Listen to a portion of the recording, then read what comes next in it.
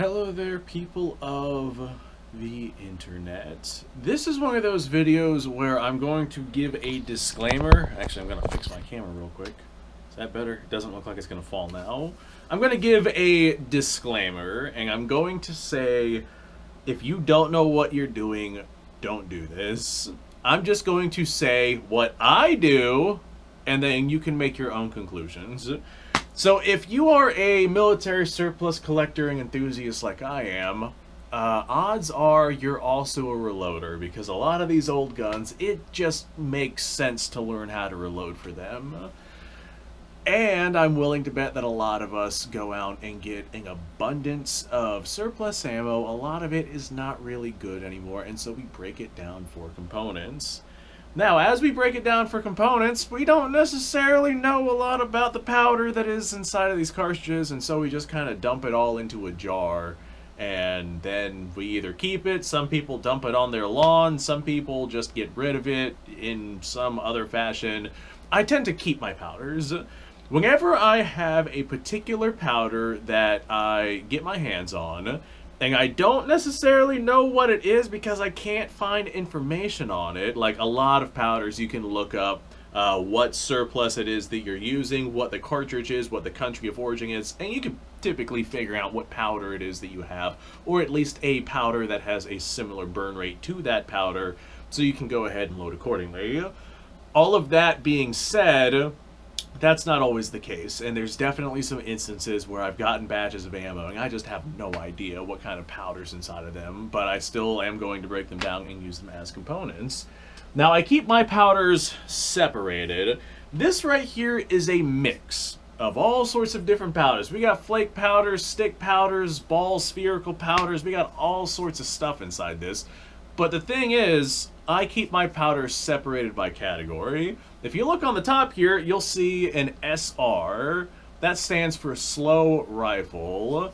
If I get a rifle cartridge that is more than likely, especially after weighing out the powder charges, going to have a slow rifle burning powder inside of it, I stick it in this jar. Like, say, surplus 30-06 8mm Mauser. There's a lot of, say, 7mm Mauser out there. 7.65 Argentine, 303 British, unless you get some stuff that's cordite.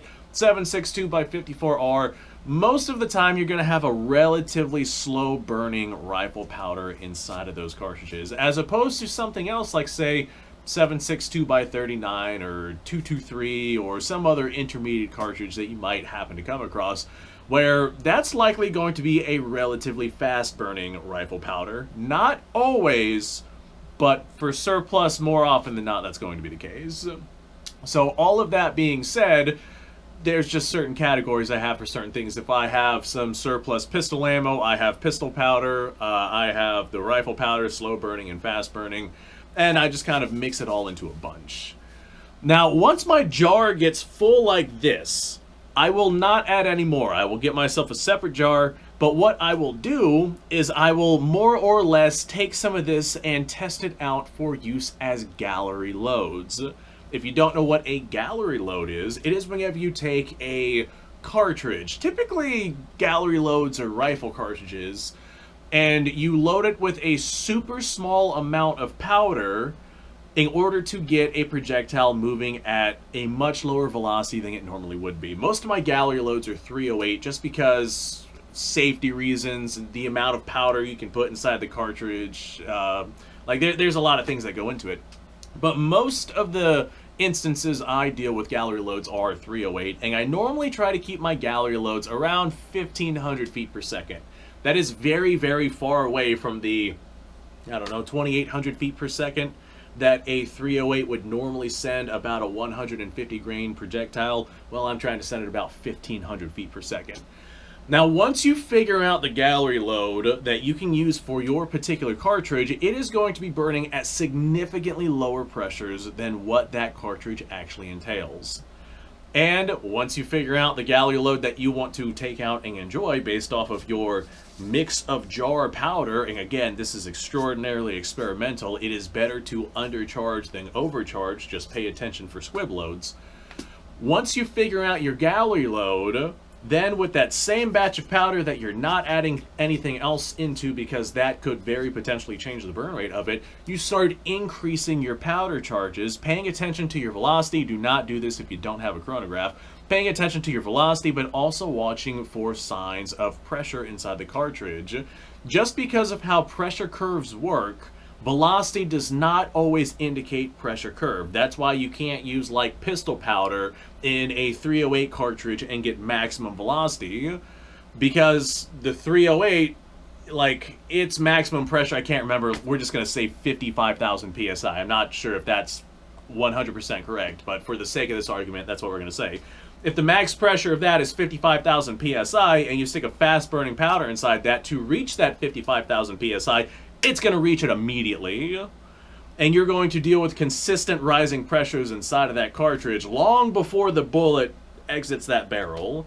And because of that super intense burn rate and that super intense pressure curve, that pressure is going to spike way beyond 55,000 psi, and you're going to blow up your gun. And so you have to kind of figure out the good middleman area. And if you load up a fast powder inside of that cartridge to where the absolute maximum pressure reached is 55,000 psi, then that pressure curve is going to raise to that 55,000 psi instantly and then drop very, very rapidly because there's no more powder burning.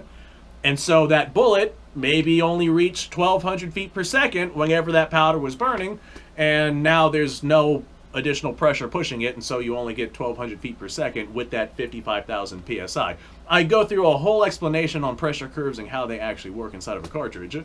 But if we're using a slow burning rifle powder, we can start to increase our powder charges inside of our cartridges and figure out what works with this particular batch of powder, with this particular cartridge, with this particular bullet weight, in this particular rifle, with this particular barrel length, without getting any significant overpressure.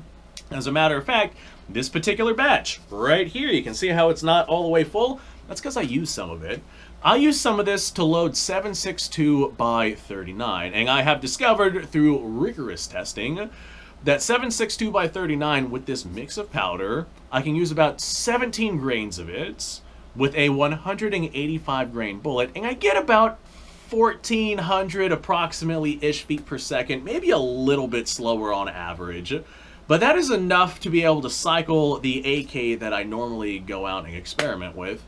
And on top of that, we don't have any signs of pressure issues. I started off with a super, super light charge. Again, the gallery load, I was probably getting 700-800 feet per second, maybe, with that. And it definitely was not cycling the gun. But you just increase your powder charges little by little until you find yourself in an area where either you're happy with or you start to see pressure signs with that cartridge. And this is how load development happens. This is how people go out and test the different powders that they're using for their particular cartridges. Like, for example, 7.62 by 39, there's not really any official load data out there for 185 grain bullets, so I have to kind of go out and make my own. And since I got a bunch of just random mixed miscellaneous powder here, I don't want to just throw this away. May as well see if I can use it. And so this particular mix of powder, again, not adding anything else to this, it's been thoroughly mixed to where everything is nice and even inside of it. 17 grains of mystery stuff. Runs with a 185 grain bullet exceptionally well. I probably could increase the powder charge and get that bullet moving a little bit faster, but I think I'm going to go ahead and be happy with what it is that I have discovered so far. So if you have a jar of just mixed powder, don't try this if you're using like fast burning rifle powder mixed with slow burning rifle powder mixed with pistol powder. Like, if the pressure curves are all different, do not do that. That's just, you may as well just get rid of that stuff. But if you've been paying attention to the types of powder that you've been putting inside of your powder jar, and you know that you have only slow burning rifle powder in this jar, and only fast burning rifle powder in this jar, and only pistol powder in this jar, then go ahead and go, no, you know what? I'm going to go ahead and not say that. I'm going to go ahead and go try some load development. Again, you don't try this at home because lawyer disclaimers, probably good for me to say don't try it. So there is my 2 cents on using mixed gunpowder and quite frankly, as long as you're safe with it, like I said in the beginning of this video, there's smart ways to do things and there's dumb ways to do things. As long as you're safe with it and you relatively have an idea on what it is that you're doing and you're not doing anything stupid, you can do a lot with a lot of different powders, even if you don't 100% know what's going on with those powders. And this is a good example of it. So thanks for watching, folks. I appreciate your time. Like, subscribe, share. Description below has a link to all sorts of stuff. Go check it out. You guys go off. Have yourself a fantastic day. I'll see you on the next episode.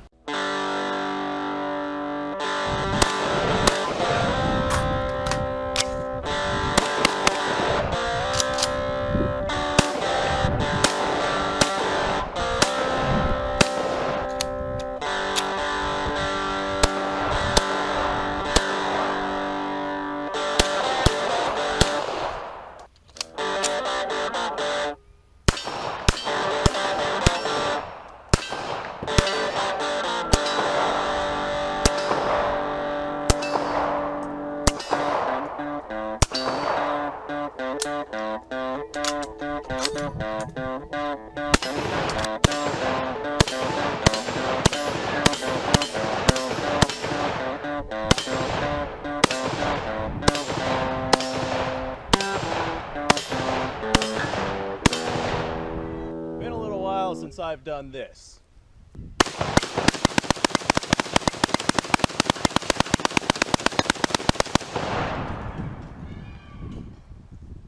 Bonnie and Clyde be damned.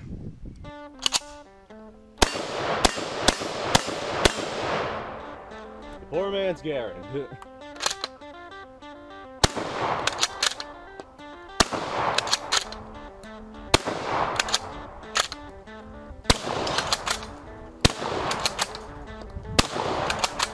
It's a shame that bolt-action shotguns aren't more mainstream.